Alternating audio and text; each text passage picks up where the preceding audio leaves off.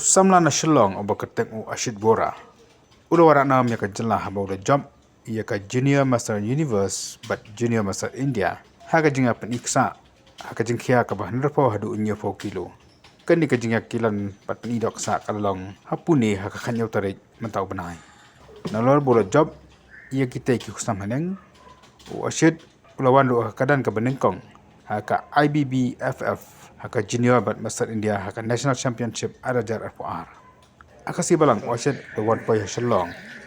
Penengketing piang subha ke parlok bat ki bahi ngi wasam jok. Habikan begila patai kubor wasit ulaong.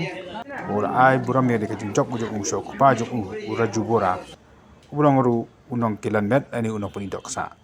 Dei ukpa jok ubala ai jika ya nado ba udang red.